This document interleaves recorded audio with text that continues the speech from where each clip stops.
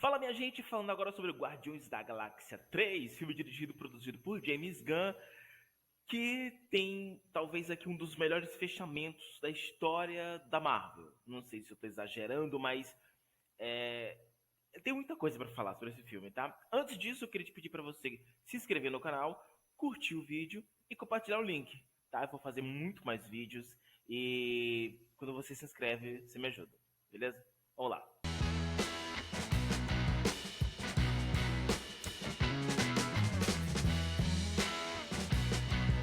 Falando sobre Guardiões da Galáxia 3, o filme, como eu falei, talvez seja um dos melhores fechamentos de franquia até aqui. A Marvel, ela tende a ser muito cuidadosa com as franquias que ela tem. Enquanto outras produtoras ali tendem a ser meio largadas com isso, a Marvel ela cuida muito bem com essas coisas. Tirando a exceção ali de Homem de Ferro, que foi dirigido o 1 e o 2 pelo Jon Favreau, e o 3 por... Deixa eu ver o nome dele aqui que eu lembrei, vou anotar. Pelo Shane Black. Os outros filmes da Marvel, todos tiveram ali os seus inícios e fim com os mesmos diretores. Aí temos o Thor com o Taika Waititi, a gente tem o Joss Whedon com toda a franquia do Homem-Aranha. Aí a gente tem a exceção do Doutor Estranho, que o primeiro foi feito pelo Scott Derrickson e o segundo pelo Sam Raimi. E aí todo mundo sentiu a diferença ali, né, da troca. Mas a gente tem alguns acertos, por exemplo, dos irmãos Russo com o Capitão América e com toda a franquia Vingadores. Na verdade, não toda a franquia, porque eles fazem o 3 e o 4. O Joss Whedon faz o 1 e o 2, e no 2 ele inventa de fazer aquela história ali do namoro da Natasha com o Hulk, que ninguém entende, não cai na graça de ninguém, e é tanto que nunca é reaproveitado. Mas aí os irmãos Russo entram e faz do Vingadores 3 e 4 a beleza que é. E aí, mantendo ainda assim, a gente tem. E a gente tem agora o James Gunn com o Guardião da Galáxia. E falando sobre esse detalhe que a Marvel cuida muito dos seus projetos, o James Gunn, antes de falar sobre o Guardião 3, o James Gunn foi demitido da Marvel, né, em 2018. Ele foi demitido em 2018 porque ele teve aquelas polêmicas ali com uns tweets antigos dele, fazendo comentários não tão legais sobre pedofilia. E aí isso não pegou bem quando descobriram esses tweets antigos dele, e aí ele é demitido.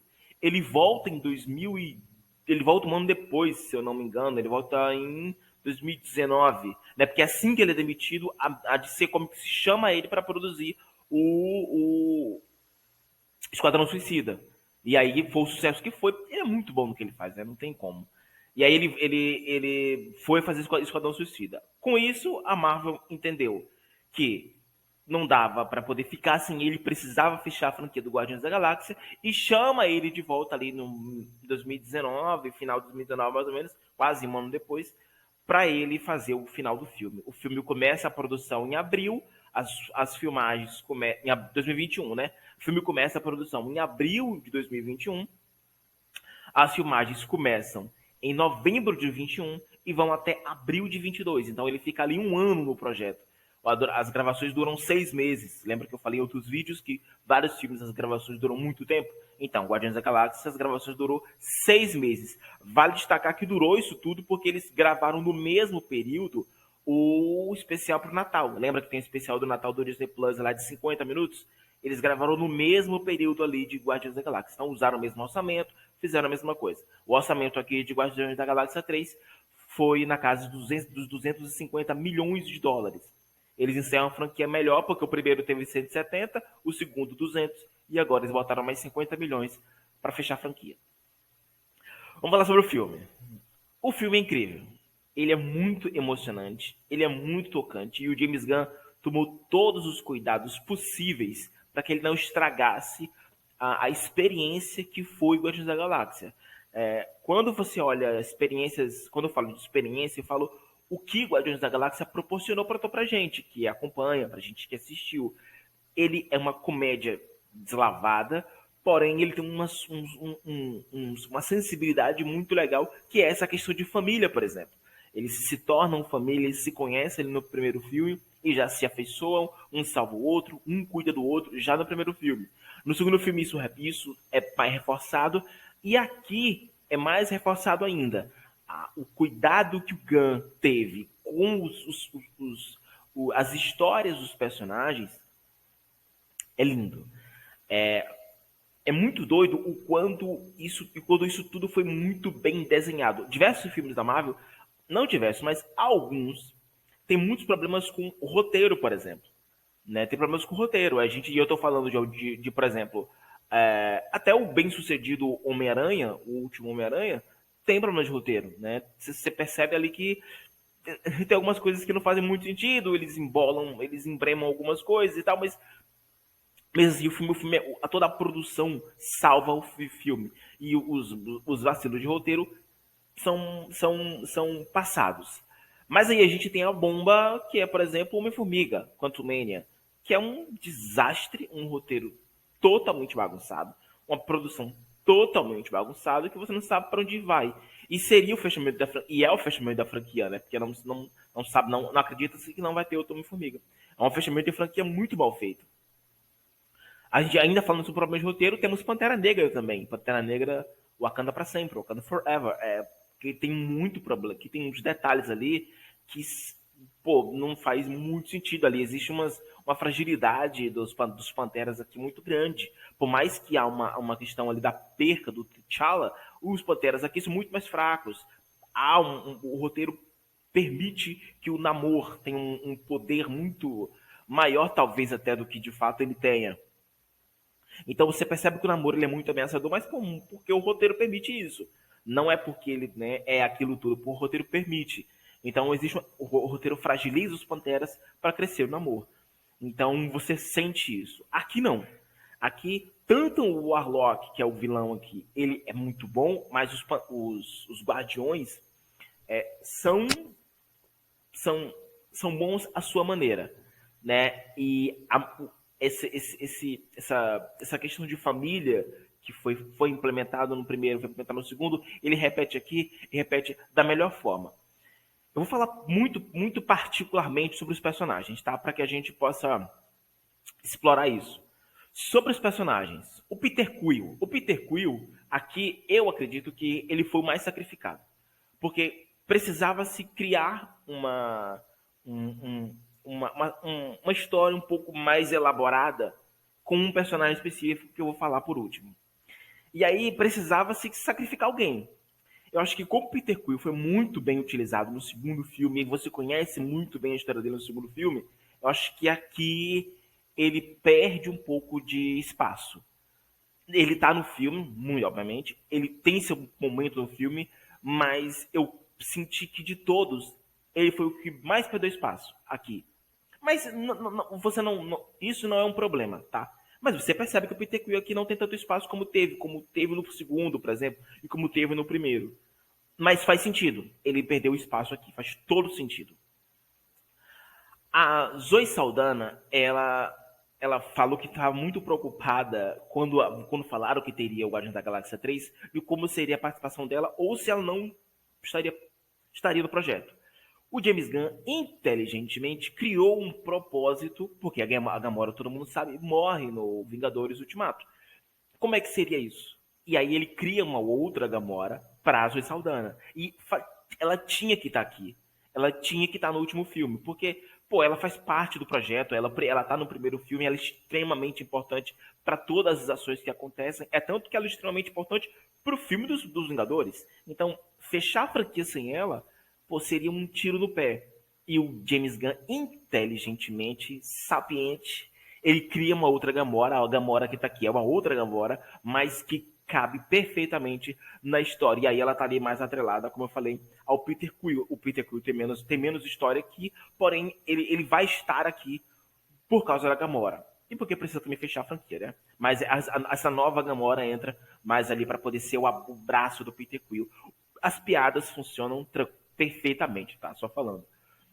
A Pom Klementieff, que faz a Memphis, ela ganha aqui mais espaço. Talvez seja tirando o Rocket, que eu falo no final, ela seja que mais ganha espaço aqui.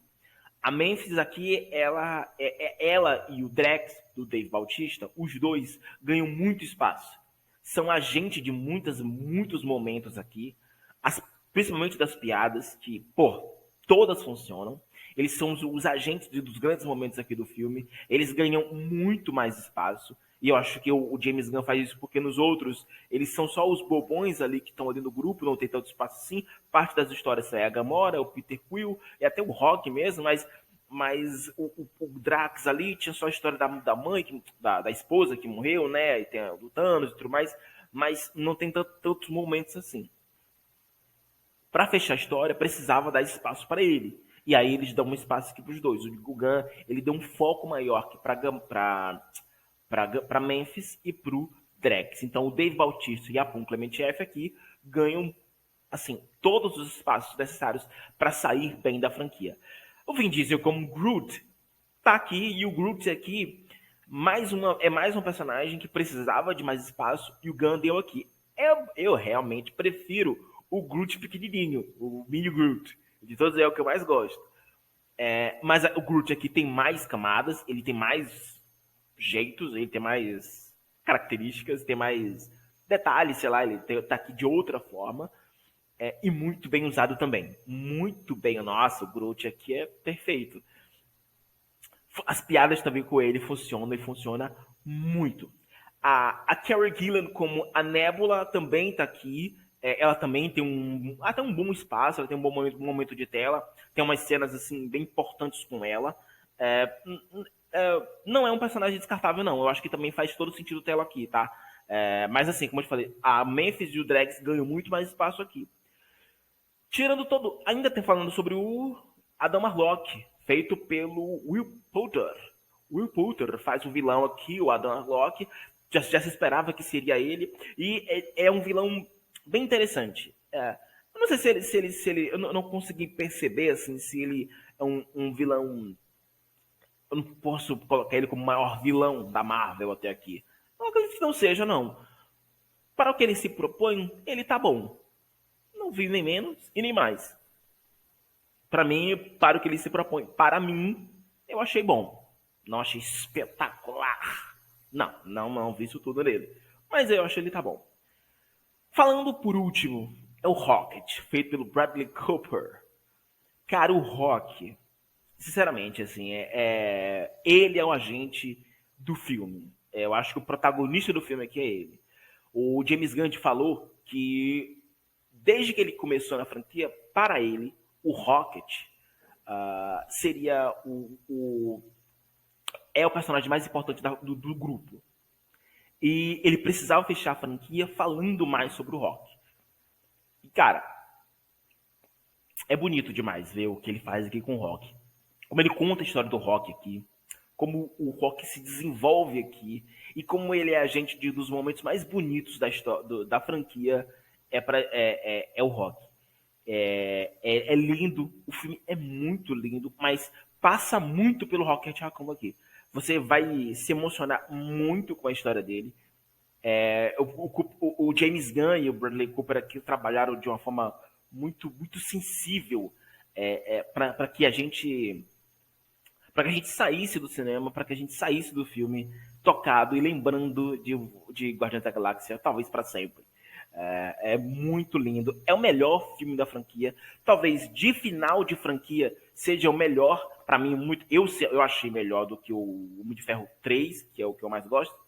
Capitão América, pô, eu achei Guardiões da Galáxia muito melhor do que Capitão América 3. Tem ali a questão do Homem-Aranha, mas eu ainda acho que o Guardiões da Galáxia 3 é melhor do que o Homem-Aranha. E a história do Rocket me pegou muito. Assim, eu fiquei muito. Eu achei que é uma coisa que, como foi feito aqui, eu vi muita gente falando várias teorias por aí, que o Rocket morre, que o Rocket não morre, que o Rocket é o único que fica vivo, que todos morrem, que ele fica vivo, e que ele morre e todos ficam vivos. Enfim, são várias teorias. Você vai entender o final dele, como foi feito e por que faz sentido aquele final dele. Eu acho que para mim faz todo sentido. Mas é muito emocionante como fazem o final do Rock aqui. Guardiões da Galáxia é um projeto lindo. E feito com muito carinho, muita sensibilidade do James Gunn. Por mais que quando ele sai do Guardiões da Galáxia e vai para, ele é demitido e vai para Esquadrão Suicida, quando ele volta, ele ainda volta com questões contratuais ali da DC, mas nada impede dele dar o seu melhor para entregar um projeto aqui. E talvez eu acho que eu não sei como é que vai ser Superman Legacy, eu não sei o que, é que vai ser do trabalho dele na DC, como chefe da DC agora, mas o que ele faz aqui é incrível. E ele fecha a franquia Guardiões da Galáxia como um dos melhores filmes que a Marvel fez até agora. Era o filme de herói que a gente precisava nos últimos anos. Nos últimos anos a Marvel vem tropeçando, né, mais ou menos. Ali temos ali Shang-Chi, que é legal. Aí a gente tem Eternos, que foi, né, muito mal aceito. E aí a gente teve Pantera Negra agora, que não foi tão, ano passado que não foi tão legal também. Foi bom, mas, né, foi bem mais ou menos. O terror do Homem-Formiga, Thor, né? Pô, sinceramente, aquele Thor ali, o último Thor que saiu, não dá, gente, não dá. E aí, precisávamos mais de um filme de herói bom. Esse não é um filme de herói, mas é um filme de heróis, né? Que são vários heróis ali dentro. É o melhor filme da Marvel, sei lá, nos últimos 2, 3 anos, talvez depois de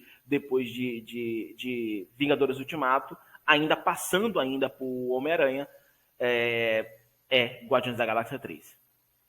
Eu acho, a minha percepção é essa. O filme é muito lindo. Para Guardiões da Galáxia 3, minha nota é 9. Eu acho que foi feito com muito amor, muito carinho.